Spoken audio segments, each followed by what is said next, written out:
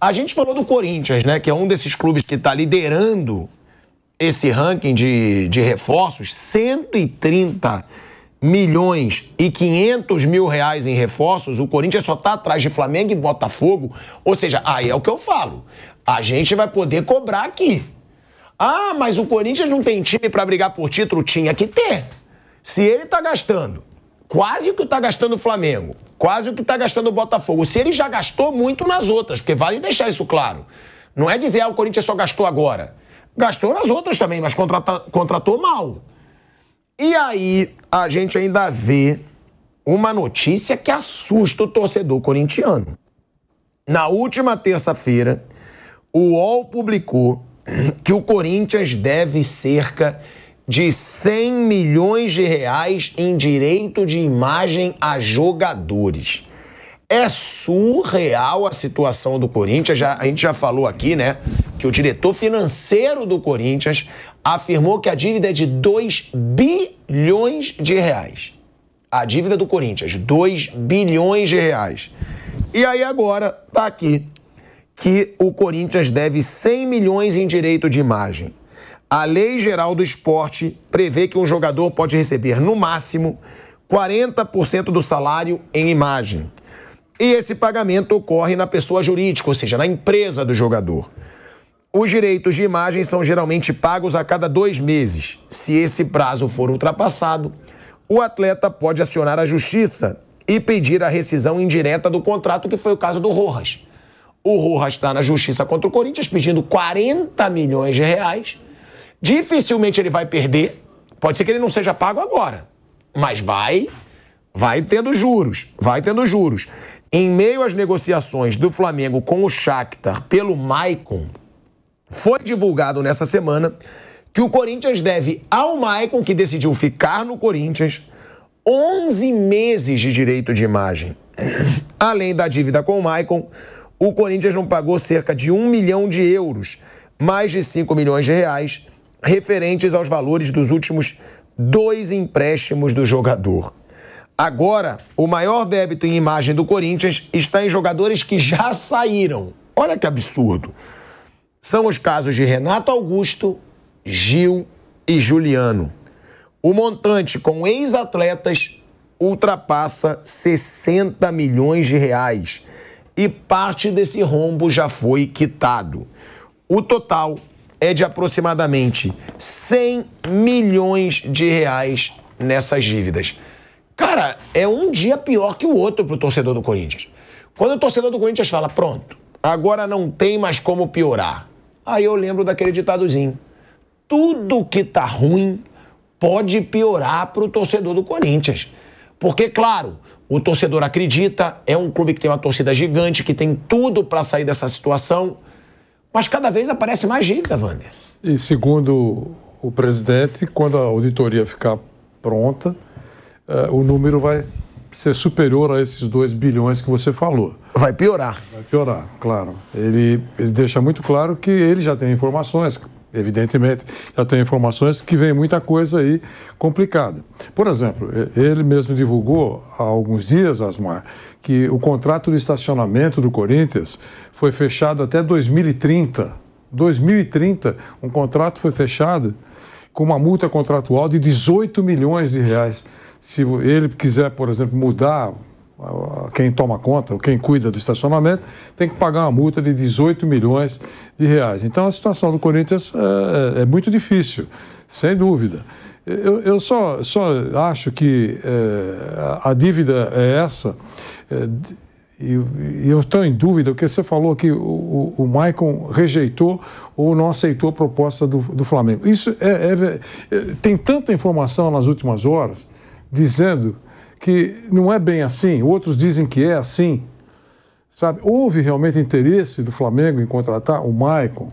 Houve interesse real, conversando Flamengo e Shakhtar, né? Estou falando hoje, né? Nesses últimos dias. Houve esse contato e aí não deu negócio e o atleta, ou deu negócio e o atleta falou, não, eu quero continuar no Corinthians. Eu não tenho essa informação. Muita gente também não tem, pelo que eu tenho observado aí. O que eu acho é que tem um ator extremamente importante nessa história toda, que é o empresário do jogador. Tem um cheiro de presença importante nesse rolo todo. A presença do empresário do jogador. Porque se não houve acordo, ele tem um contrato com o Corinthians. Ele tem 11 meses atrasado, mas ele tem um contrato com o Corinthians que, demorando ou não, ele vai receber, como você falou, num determinado momento, o Maicon vai receber. Ele melhorou o futebol nos últimos tempos. Recuando um pouco no tempo, ele não estava brilhando. Aí ele recebe uma proposta concreta do Flamengo, que ele conhece o técnico e o técnico conhece o Maicon. Vai receber em dia. Vai para um grande clube brasileiro que está num bom momento com um grande elenco.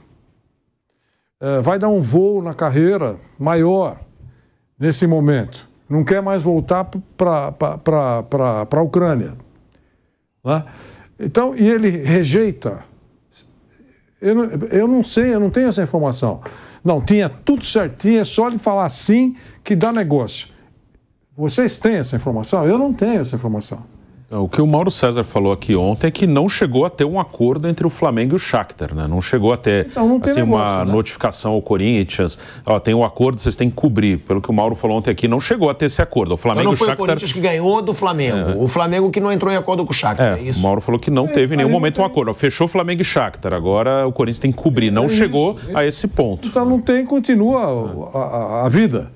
É isso. Eu acho que o empresário, acho que aproveitou essa situação, aproveitou no sentido de mercado, aproveitou essa situação para ter do Corinthians um protocolo de intenções que vai pagar a dívida para ele e parece que é uma promessa de no final de tudo... Digamos que para o neto dele, né? Vai para... Não sei, vai para a planilha, porque tudo no Corinthians está entrando numa planilha. Gastou 130 milhões... sem ter esse dinheiro, deve ter colocado numa planilha. Olha, em junho tem que pagar tanto, em maio tem que pagar tanto. Eu tenho a informação, não sei se essa informação vai ser confirmada ou não, alguém bem informado, que respira Corinthians, pode corrigir, que este mês que nós estamos vivendo, março, o Corinthians que não foi feito por essa administração, tem um compromisso de 25 milhões com a Caixa referente a juros. Só de juros, para conseguir continuar conversando, tem que pagar este mês 25 milhões. Eu não sei se essa informação procede, mas eu recebi de uma fonte que eu acredito muito. Então, é muito dinheiro. Então, está montando uma planilha. O patrocinador master, a informação que eu li ontem no Vessone, também no blog do Macedo e outras fontes boas, já pagou 40 milhões. Ótimo, os caras estão pagando em dia. Já está pagando 10 milhões por mês e mais 10 que houve uma antecipação. Então, desse patrocinador, o Corinthians já teria recebido 40 milhões. É boa grana. Então, deve estar tudo numa planilha. Se o Corinthians cumprir tudo isso, ótimo, porque não vai fazer uma mágica. Mas se não bater cobrador lá, com cobrança de compras feitas por essa nova administração, já é um largo passo. É isso. Agora, é o que a gente fala, né? O Fagner e o Cássio também estão com dívidas aí do Corinthians, mas já falaram que não vão para a justiça, estão tentando resolver com Augusto Melo. O presidente analisa junto ao departamento jurídico, né, e financeiro do Corinthians qual a melhor forma de elaborar novos contratos. Isso. Agora, nada do que ele fez também ele prometeu. Nada do que ele prometeu também ele fez. Nada. Inclusive com Rojas. Ele falou que ia equilibrar as contas, gastou, tá aí, ó, 130 milhões, gente. Aí já é ele, é a janela dele. Tem que pagar. 130 milhões de reais. Ele falou que ia reduzir gasto, que ia reduzir folha salarial, não reduziu nada. Talvez por medo da situação, estava na zona do rebaixamento. Aí, não, eu não posso ser rebaixado no Paulista já na minha chegada. Vamos gastar. Falou muito quando chegou. O vice dele falou que a farra tinha acabado. Ele falou que o Corinthians ia ficar de igual para igual com o Flamengo, que com o Palmeiras, que agora ia entrar nas disputas de igual para igual. Falou muito e fez pouco do que ele prometeu na campanha, o Augusto Melo. A gente vai para um break na rádio, vai seguir no YouTube, só que a gente vai falar também da média de público do Corinthians, que já deu um dinheirão e mesmo assim o Corinthians vai gastando e não reequilibra as suas contas. Vamos para um break na Rádio Jovem Pan. Seguimos no YouTube. Mesmo eliminado na primeira fase do Campeonato Paulista, o que é uma vergonha. Não dá pra gente levar numa boa o Corinthians, o gigante Corinthians ser eliminado na primeira fase de um Paulistão. Tudo bem, grande parte foi com o Mano Menezes, mas tá eliminado do Campeonato Paulista. Era técnico do Corinthians, né? É isso. E, Flávio, o que não acontece há 10 anos. Não acontecia, fazia 10 anos que o Corinthians não ficava fora de um mata-mata do Campeonato Paulista. E aí, mesmo eliminado na primeira fase do Campeonato Paulista, o Corinthians tem recebido a maior quantidade de torcedores em um início de temporada desde a inauguração da Arena Corinthians. Nos 6 primeiros jogos do clube, como mandante, a média de público por jogo supera os 41 mil pagantes. A título de comparação com os anos desde a inauguração do estádio, a atual temporada é apenas a segunda em que a média supera os 40 mil pagantes por jogo. Ao todo, nas primeiras partidas na Arena Corinthians, em 2024, o Corinthians recebeu um total de 250.830 pessoas nos jogos pelo Paulistão. Foram 2 vitórias, 1 empate e 3 derrotas. Um desempenho horroroso. A boa média de público representa, automaticamente, um maior rendimento financeiro para o clube. Na soma dos 6 jogos, o Corinthians teve renda bruta de R$ 14.812.000. O montante ajuda no pagamento do valor que o clube deve, no pagamento do financiamento do estádio, atualmente na casa dos 700 milhões. Então é isso, Pilhado. A grana não entra para o Corinthians, pelo que eu sei. Não sei que está havendo alguma mudança. Eles fizeram muitas tratativas, daí pode ter mudado. Mas pelo que eu sei, toda a renda dos jogos, até que o estádio seja quitado, ela vai para um fundo para diminuir a dívida do Corinthians. Então, esse dinheiro não chegou no clube, no Corinthians especificamente. Serviu apenas para diminuir a dívida, mas pelos juros que estão pagando, não sei se é enxugar gelo, sabe? Tipo assim, você joga ali mesmo some o dinheiro, porque as dívidas são pesadas, né? Então, eu não sei. Agora, a torcida faz a parte dela. Mas os estádios, aliás, depois da pandemia, eles viraram estádios, assim, depois da Copa do Mundo, com as arenas e tal. Ninguém pode reclamar de torcida. O Palmeiras lota o estado dele, o São Paulo lota, o Corinthians lota. O Santos fez esse jogo aí contra o São Bernardo, lotou o Morumbi. Mais de 50 mil pessoas. O Flamengo lota, a torcida está indo. Agora, tem que administrar direito, né? Se você recebe a grana, o Corinthians nem recebe, mas se você recebe a grana e não investe decentemente, não adianta nada. Pode pôr o que quiser. Não adianta entrar dinheiro, tem que saber fazer, né? Como todo mundo sabe, mudou tudo, né, nos últimos tempos, nos últimos anos. A bilheteria hoje, você pode colocar, está no ranking de receitas, em 10º lugar dos grandes clubes. Chegou a ser primeiro, né, mano? Chegou a ser a galinha dos ovos de ouro.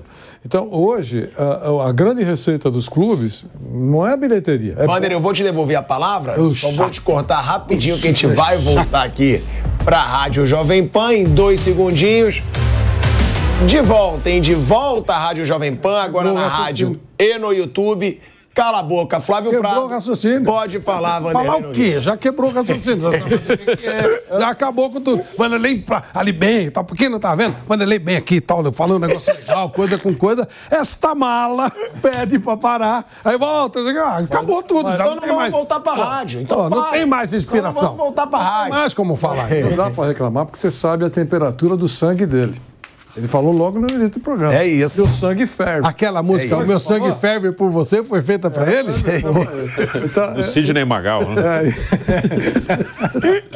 Então, eu estava dizendo que a bilheteria hoje, talvez o 10º item em receitas dos grandes clubes brasileiros, né? Então é importante, ajuda, dá clima, empurra time, tem uma série de coisas, bacana, o cenário é bacana e tal, é importante. Não é uma grana que deve ser desprezada. Mas as outras receitas são mais importantes para os grandes clubes, né? Direitos de venda de transmissões, enfim, de outras coisas mais, patrocínios exclusivos, patrocínios do ambiente, uma série de outras coisas, e entra também a bilheteria mais lá para baixo. As coisas mudaram. Então, de público, os grandes não podem se queixar. É verdade, vocês têm razão. De arrecadação, alguns podem, né? Alguns decepcionam um pouco, mas o que o Flávio falou realmente... Os grandões, eu acho que... Agora... Acho que do modo geral subiu, viu, o público. Não, subiu, de modo geral, mas tem alguns que não lotam um estádio ainda não. De lotar, tem uns que ainda não lotam. Não, pelo que a gente tem acompanhado, nossa, a gente cansava de ver jogo do São Paulo, por exemplo, em campeonato de salão, não tinha ninguém. Hoje, qualquer jogo de São Paulo lota. E quando o São Paulo não estava ganhando, né? E também... Quando o São Paulo não tinha ganhado a Copa do Brasil ainda, tanto que falava, a torcida está indo num momento muito difícil. Mesmo. O Corinthians é a mesma coisa, pô, é lotado. E assim, às vezes as pessoas perguntam, eles acham que a gente tem acesso a esse tipo de coisa, né? Pelo menos não tem. Pô, como é que eu consigo ingresso? Estou querendo conseguir ingresso. E não tem, os caras correm atrás. Tivesse um estádio maior, você teria mais gente ainda. Você sabe. Porque você sempre busca ingresso para ir nos jogos. Você gosta de estádio. Você quer destruir minha vida e me mandar para o estádio de futebol. Aliás, eu instalei, o Vanderlei me indicou, eu instalei lá no Ticoatira Ele é ridículo. É um recipiente que você coloca no carro. Quando ele se aproxima do estádio de futebol, ele toca assim, e aí já volta. Dia de jogo, ele aumenta ainda mais. Agora, eu vou fazer uma pergunta para vocês. Diante de tudo que a gente está vendo aqui, o Corinthians é o terceiro no ranking. O Corinthians tem essa dívida aí que só vai aumentando. Corinthians hoje é o clube que pior gasta no futebol brasileiro? Dá a impressão que sim, né? Por tudo isso, que esse time, a gente ainda vai ver se o Corinthians na temporada, mas esse time que ele gasta aí 130 milhões para montar, não parece que vai ser um time muito melhor do que está sendo aí. Não parece que vai brigar por Libertadores, por exemplo? Não, eu acho que não. É um time que é assim, pode melhorar um pouquinho, tá jogando, chegaram reforços, uma boa parte do Paulista não teve jogadores. Vai para a Libertadores para quê? Fazer papelão?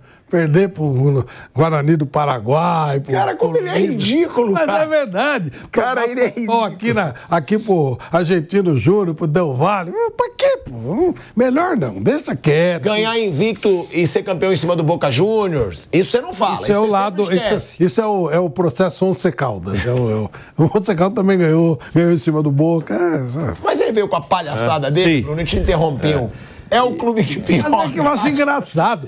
Que raio o Corinthians quer fazer na Libertadores, pô? Não dá. É a mesma coisa que você fala assim, Flávio, arrumei um negócio pra você assistir um espetáculo de balé clássico no Teatro Municipal. Pô, eu não entendo nada de balé. O que eu vou fazer lá? É legal, é bacana, é bonito, né? Quem sabe fazer. Mas eu não entendo nada de... né? Ou um cara arrumei você assistiu uma aula de física na USP, maravilhoso. Pô, não entendo nada, é isso, é legal, é bacana, não sei. É a mesma coisa. Corinthians na Libertadores. O que ele vai fazer lá, pô? Vai morder a língua. Acho que aconteceu o desespero aí também no Corinthians, né? É o clube que pior gasta? Sim, acho que sim. E no início da gestão, havia um discurso de melhora da parte financeira, que iam tentar melhorar, que estava numa situação muito difícil, e realmente é verdade. Liberaram alguns jogadores com salários altos no fim do ano, o Renato, Augusto, Juliano, Gil, enfim, saíram muitos jogadores, mais de 10, na intenção de tentar diminuir isso, uma folha salarial que era altíssima e um time que não era bom, um time que lutou para não cair no ano passado. E começa o ano com poucas contratações, só que aí o time começa perdendo o Paulista, bate o desespero e sai contratando. E hoje o próprio diretor financeiro, que é um cara que tem dado entrevista e tem sido até bem transparente, ele é o diretor financeiro, mas ele não toma todas as decisões do clube. Ele falou que hoje a folha já é igual à do ano passado. A folha com os novos reforços já é a mesma folha salarial igual ao do ano passado. Já deve ter passado, porque agora contratou o Kaká, zagueiro. Ou seja, não diminuiu a folha. E não acho que o time é muito melhor, não. Acho que é um time, razoável, assim, mediano. Não acho que é um time que vai fazer um ano muito melhor do que fez no ano passado, não. Acho que vai ser mais ou menos a mesma coisa. Brasileiro, que é um campeonato que tem mais lógica de pontos corridos, acho que a missão é não correr risco. Eu não imagino nada muito alto, não. Se não correr risco de cair, tá bom. Nos mata-matas, às vezes, vai um pouco mais longe, mas ano passado foi até a semifinal da Copa do Brasil e da Sul-Americana.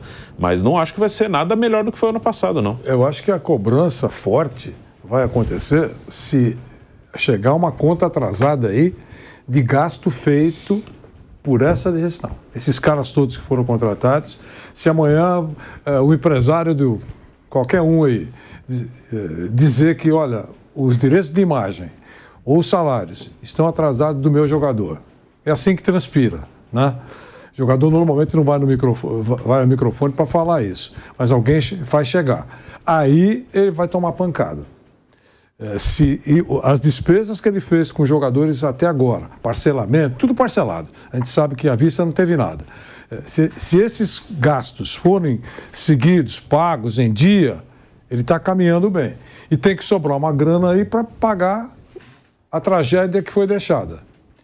Pelo menos parcialmente, aos poucos.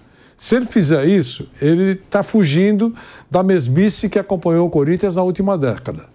Agora, se daqui 2, 3 meses já começar é hipótese, tá bom? Por favor. O Kaká reclamar que não recebeu, o Kaká que foi contratado agora, aí é uma esculhambação instituída trágica.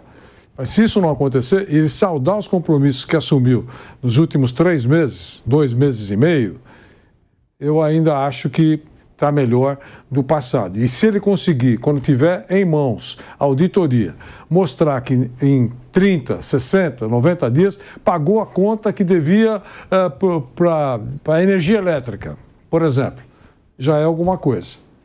É isso que... o trabalho é monstruoso que precisa ser feito no Corinthians, enorme, para o Corinthians se ajeitar financeiramente.